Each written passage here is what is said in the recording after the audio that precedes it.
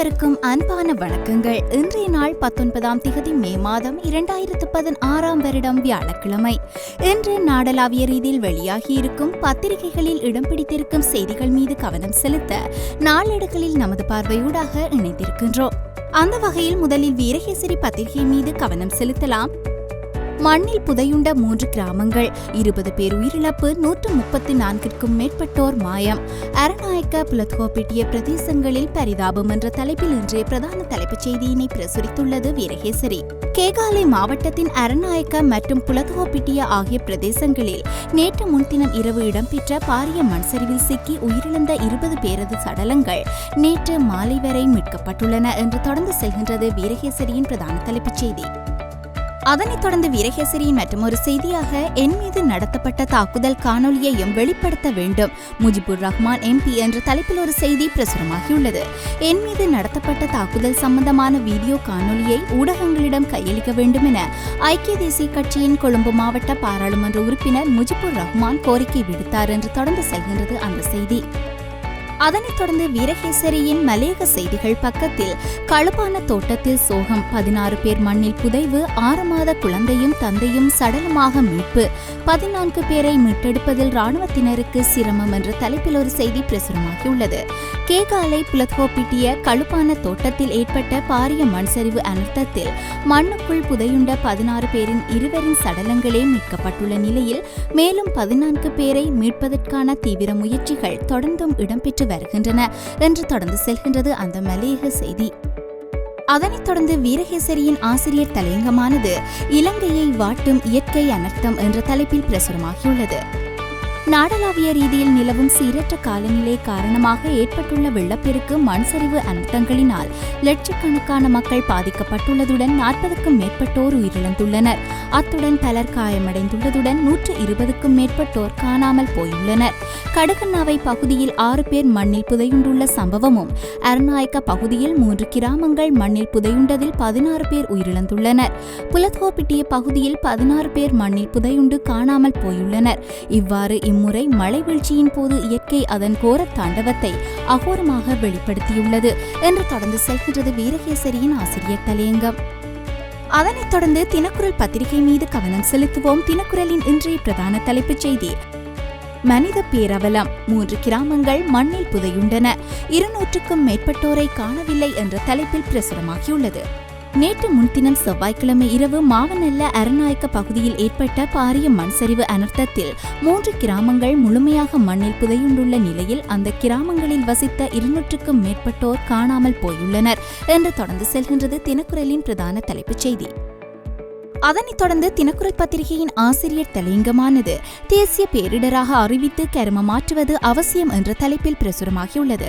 மழை, வெள்ளம், மண்சரிவு, கடும் காற்றென இயற்கை அனர்த்தங்கள் கடந்த சில நாட்களாக உயிர் உடைமை இழப்புகளையும் பெரும் அவலத்தையும் ஏற்படுத்தி வருகின்றன. கடந்த 4 நாட்களாக நாட்டில் நிலவும் சீரற்ற காலநிலையால் 2 லட்சத்திற்கும் அதிகமான மக்கள் மோசமாக பாதிக்கப்பட்டுள்ளனர். மழை வெள்ளத்தால் 12 பேர் வரை பலியாகியிருக்கும் நிலையில் கேகாலை மாவட்டத்தில் 3 கிராமங்கள் மண்சரிவினால் புதையுண்டு விட்டதாக நேற்று புதன்கிழமை அதிர்ச்சியான தகவல் வெளியாகியிருக்கின்றது என்று தொடர்ந்து செல்கின்றது தினக்குரலின் ஆசிரியர் தலையங்கம். தொடர்ச்சியாக சுடரொளி பத்திரிகையில் இடம் பிடித்திருக்கும் செய்திகள் மீது கவனம் செலுத்துவோம். அரநாயக்க புலத்கோப்பிட்டிய பகுதிகளில் மண்ணுக்குள் புதையுண்டோரில் 18 பேரின் சடலங்கள் மீட்பு, 120 பேர் மாயம் என்ற தலைப்பில் இன்றைய பிரதான தலைப்புச் செய்தி பிரசுரமாகியுள்ளது. மாவனல்ல அரநாயக்க பகுதியில் ஏற்பட்ட மண்சரிவில் புதையுண்டவர்களில் 13 பேரின் சடலங்களும், புலத்கோப்பிட்டிய களுப்பான தோட்டத்தில் இடம்பெற்ற மண்சரிவில் புதையுண்டவர்களில் 3 பேரின் சடலங்களும் நேற்று மாலை வரை மீட்கப்பட்டுள்ளன என்று தொடர்ந்து செல்கின்றது சுடரொளியின் பிரதான தலைப்புச் செய்தி. அதனைத் தொடர்ந்து சுடரொளி பத்திரிகையின் ஆசிரியர் தலையங்கமானது நல்லிணக்கத்தை நோக்கி காத்திரமான நகர்வு என்ற தலைப்பில் பிரசுரமாகியுள்ளது. விடுதலை புலிகளுக்கு அஞ்சலி செலுத்த அவகாசம் வழங்கிய அரசு பயங்கரவாதத்தை தோற்கடித்து நாட்டை ஒற்றுமைப்படுத்திய படைச்சிப்பாய்களை மறந்துவிட்டதென்பது மஹிந்த அணியின் புதிய கோஷமாக மாறியுள்ளது. ஐக்கிய தேசிய கட்சியும் ஸ்ரீலங்கா சுதந்திர கட்சியும் ஒன்றிணைந்து உருவாக்கியுள்ள கூட்டரசுக்கு எதிராக நாட்டு மக்களை ஒன்று திரட்டும் கடுமையான பிரயத்தனத்தில் முன்னாள் ஜனாதிபதி மஹிந்த ராஜபக்ஷ அவருக்கு ஆதரவான அணியினரும் தொடர்ந்தும் ஈடுபட்டு வருகின்றனர் என்று தொடர்ந்து செல்கின்றது சுடரொளியின் ஆசிரியர் தலையங்கம். அவற்றைத் தொடர்ந்து இன்று யாழ் பிராந்தியத்திலிருந்து வெளியாகும் உதயன் மற்றும் வலம்புரி பத்திரிகைகளில் இடம் பிடித்திருக்கும் தலைப்புச் செய்திகள் மீது கவனம் செலுத்துவோம். முதலில் வலம்புரி பத்திரிகை மீது கவனம் செலுத்தலாம். தமிழர் தாயகமெங்கும் நினைவேந்தல் எழுச்சி, நெடுந்துயர் வாட்ட பொதுச்சுடர் ஏற்றி உறவுகள் அஞ்சலி, உயிரிழந்த எம்மவரின் ஆத்மா சாந்தியடைய போர்க்குற்ற விசாரணை நடந்தே ஆக வேண்டும், நீதியை பெறாது விடமாட்டோம் என முதலமைச்சர் உரை என்ற தலைப்பில் பிரசுரமாகியுள்ளது இன்றைய பிரதான தலைப்புச் செய்தி.